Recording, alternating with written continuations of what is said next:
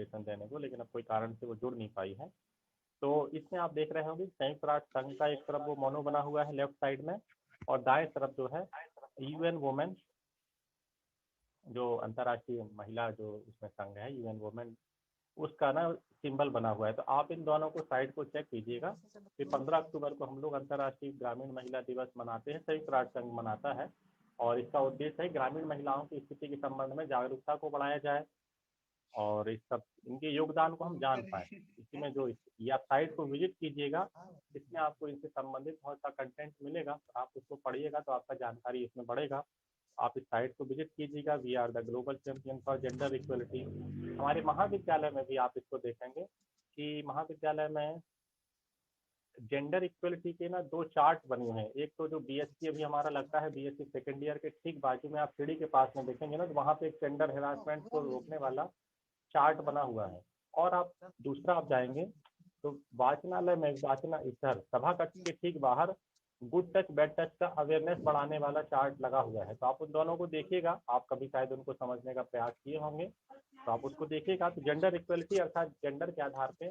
किसी भी प्रकार के भेदभाव को कम करने का प्रयास किया जाना, यह एक श्रेष्ठ समाज का आवश्यक लक्षण होता है और उसकी दिशा में सभी को प्रयास करना चाहिए। अब इसमें हम देखते हैं, बात करते हैं, आप लोगों में से ना कोई बात कर रहा है, इसमें है रूरल वुमेन एंड गर्ल्स। इस संबंध में जो है कि ग्रामीण क्षेत्र की महिलाओं का अगर हम बात करते हैं तो उन पे बहुत सारी जिम्मेदारियां होती हैं ग्रामीण क्षेत्रों में जो महिलाएं काम करती हैं, और उनके चैलेंजेस भी बहुत ज़्यादा होते हैं। एक तरफ तो अपने घरेलू कार्यों को करने का उनसे अपेक्षा किया जाता है, साथ ही उनसे जो व्यवहार होता है उससे हमारे बहुत सारे सामाजिक नीति नियम और कानून जो है दोनों ही स्तरों पे उनको भेदभाव का सामना करना पड़ता है, परिस्थितियां उनके अनुकूल नहीं होती हैं।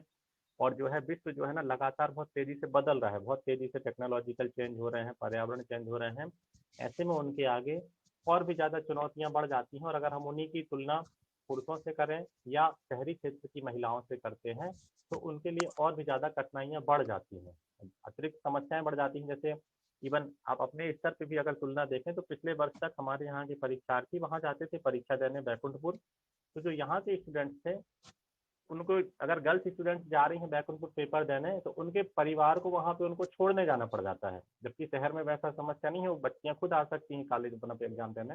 लेकिन यहाँ पे उनके कारण परिवार का अतिरिक्त दबाव बन रहा है, और अगर परिवार में कोई उपलब्ध नहीं है वहाँ पे तो इससे उनका परीक्षा ना बाधित होने की संभावना है। ये तो हमारा वहाँ हो गया जहाँ शिक्षा वाला मामला है। अन्य क्षेत्रों में भी आप देखेंगे जो कि अंदर हमारे, क्योंकि ये ग्रामीण अंचल है, वनांचल है, अंदर बहुत जंगल है, तो वहाँ पे जो है अभी भी आप उसको पाएंगे कि वो श्रमिक का तो कार्य करती हैं, लकड़ियाँ लाने वाला कार्य करती हैं, और अन्य प्रकार के जंगल जा रहे हैं तो एक जोखिम तो है ही वहाँ पे जंगल में तो कोई प्रकार का पुलिस और अन्य सुरक्षा नहीं है, अर्थात वहाँ पे जानवरों का सामना करने का परिस्थितियाँ उनके प्रतिकूल है। तो इस तरह से उनका बहुत सारा चुनौतियाँ बढ़ जाता है जिसका सामना उनको अपने प्रतिदिन के जीवन में करना रहता है। तो अब आप एक चार्ट देख रहे होंगे, इसमें जो है ना 64% को आप एक बड़े अक्षर में देख सकते हैं। ये जो चार्ट है हमारा वो ये बताता है कि विकास, इसको आप थोड़ा सा जूम कर लीजिए, ये आप इसको देखेंगे, the share of women working in agriculture by country income level. विश्व के हम अगर सभी देशों को आय की श्रेणी में बांटते हैं तो कम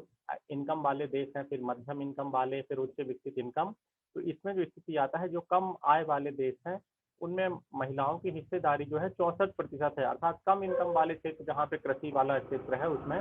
तो वहाँ पे महिलाओं की कृषि क्षेत्र में हिस्सेदारी 64%, अर्थात आधे से भी ज़्यादा वो महिलाएं वहाँ पे कार्य कर रही हैं। लेकिन जब हम उच्च विकसित आय देशों की तरफ बढ़ते हैं तो लोअर मिडिल इनकम में 42% है, मिडिल इनकम में 28% है, अपर मिडिल इनकम 18% और हाई इनकम 2%। अर्थात जैसे ही विश्व की जो देश की अर्थव्यवस्था है वो कृषि क्षेत्र की तुलना में अन्य क्षेत्रों की तरफ विकसित होती है, तो महिलाओं की कृषि क्षेत्र के स्थान पर अन्य क्षेत्रों में जाने की संभावना बढ़ जाती है, और महिलाएं अन्य क्षेत्रों में कृषि क्षेत्र की तुलना में ज़्यादा ठीक ढंग से कुशलतापूर्वक कार्य कर सकती हैं। तो जितना विकास विकसित देश है या विकास से ज़्यादा बेहतर देश है, वहाँ पे महिलाओं पे कृषि कार्य में हिस्सेदारी का कम दबाव होता है और अन्य क्षेत्रों में उनके विकास के लिए ज़्यादा अवसर होते हैं। आप शहरों में इसको देख सकते हैं कि महिलाएं सर्विस सेक्टर में काम करती हैं, बहुत सारे कार। और अगला स्लाइड को हम देखेंगे तो लैंड राइट का, इससे हमने अभी बात किया था थोड़ी देर पहले कि जो मालिकाना हक की बात आती है तो महिलाओं के हिस्से में 15% से कम मालिकाना हक है, अर्थात अधिकांश हिस्सा जो है जमीन का मालिकाना हक वो पुरुषों के पास है।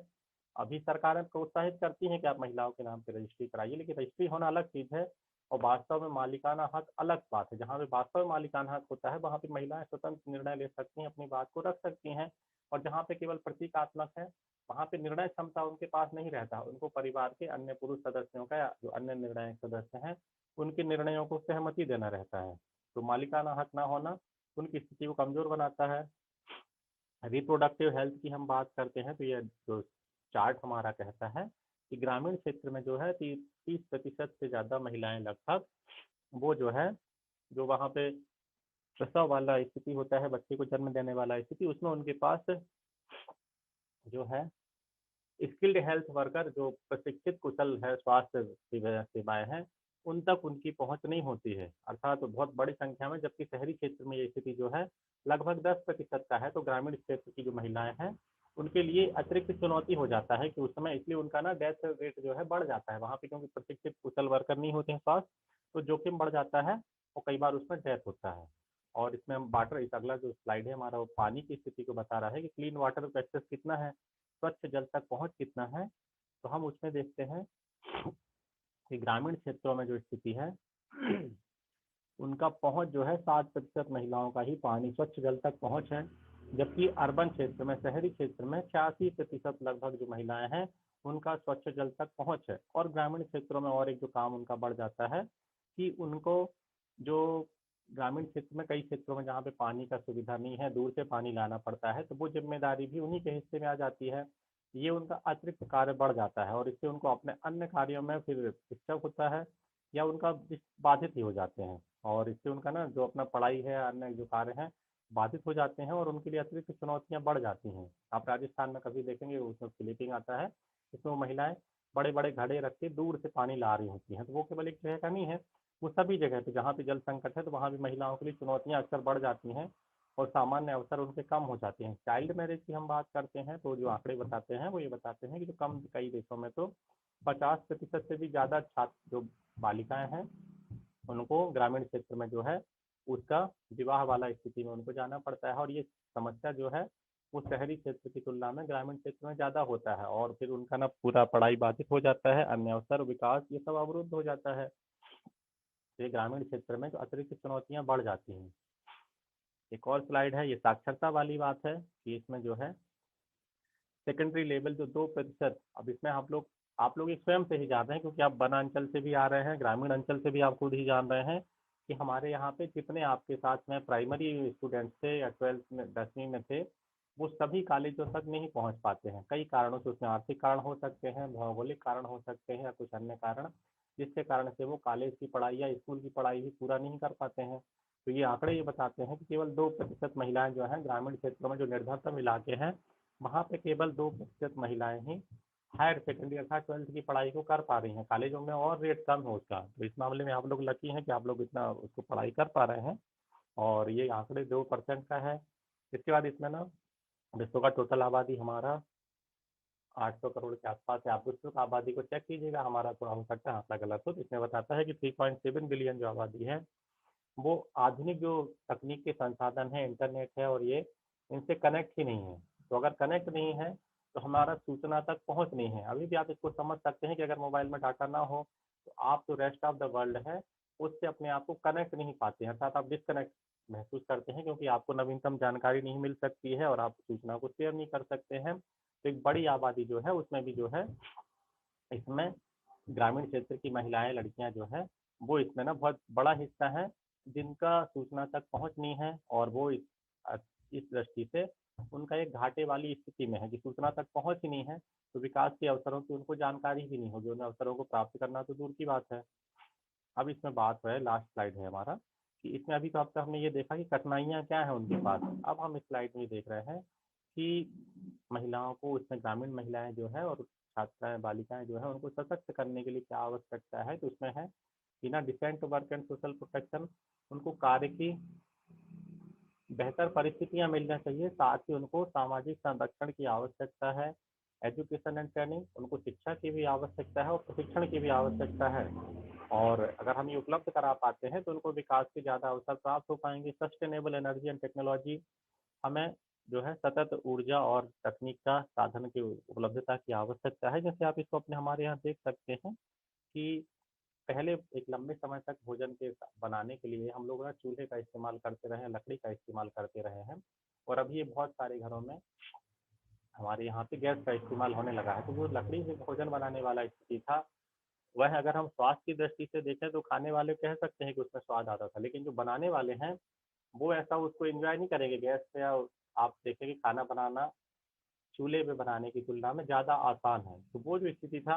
उनको स्वास्थ्य संबंधी भी दिक्कत है, फिजिकल भी उनका तकनीक कठिनाई बढ़ रहा है। तो वो जितना बेहतर तकनीकी आएगी, वहाँ पे महिलाओं के लिए भी उसको लाभ होता है ग्रामीण क्षेत्र में, और उसको ज़्यादा उनको लाभ मिलेगा, उनकी चुनौतियाँ कम हो जाएंगी। तो वो वहाँ पे कि ऊर्जा के साधन ऐसे हों तो सस्टेनेबल हों, लंबे समय चलने वाले हों। और क्लीन वाटर एंड सैनिटेशन, स्वच्छता, स्वच्छ जल और सैनिटेशन की भी आवश्यकता है स्वच्छता से, क्योंकि स्वच्छता के साथ ही बहुत सारी बीमारियां जुड़ी हैं। अब हमारे यहाँ पे जो हमारा वनांचल है, ट्राइबल एरिया, यहाँ पे जंगलों से जो लोग आते हैं तो वहाँ पे स्वास्थ्य सेवाएं प्रॉपर उपलब्ध नहीं है। अगर वहाँ पे कोई बीमार होते हैं स्वच्छ जल के कारण, स्वच्छ जल की कमी के कारण या किसी अन्य कारण से, तो उनको स्वास्थ्य सेवाओं तक पहुँचने में ज़्यादा दिक्कतें होता है, क्योंकि अंदर तो हॉस्पिटल है नहीं जंगल में। तो वहाँ से हॉस्पिटल तक आना अपने आप में एक चुनौती वाला काम है। Eliminating violence and harmful practices, ये पॉइंट ये कहता है कि हमें उन जो कई प्रथाएं, परंपराएं, जिनको हम कुरीतियां भी कह सकते हैं, जो महिलाओं के मानवाधिकारों का हनन करती हैं, उनको विकास के अवसरों से रोकती हैं, उनको दूर करने की आवश्यकता है। साथ ही हमें हिंसा को हतोत्साहित करने की आवश्यकता है। जो घर परिवार में या किसी भी कारण से अनावश्यक रूप से हिंसा की लोग चले जाते हैं, उससे भी उनकी चुनौतियां बढ़ जाती हैं। हमारे यहाँ जैसे ड्रिंकिंग वाला एक सामान्य सा मामला है ड्रिंक वाला, कि पुरुष शराब पीते हैं लेकिन महिलाओं की मारपीट करते हैं। तो वो जो समस्या वाला मामला है, इसमें हिंसा को हतोत्साहित किए जाने की आवश्यकता है। साथ ही इसमें इंक्लूडिंग वुमेन डिसीजन मेकिंग, महिलाओं को आवश्यकता है कि वे निर्णय की क्षमता में, निर्णय प्रक्रिया में शामिल हों, नेतृत्व के उनको अवसर प्राप्त हों। और इंक्रीजिंग वुमेन क्लाइमेट रेजिलियंस, महिलाओं की जो है पर्यावरणीय क्षमताओं को हमें बढ़ाने का आवश्यकता है, क्योंकि पर्यावरणीय चुनौतियों से उनकी भी अतिरिक्त समस्याएं बढ़ती हैं। तो ये हमें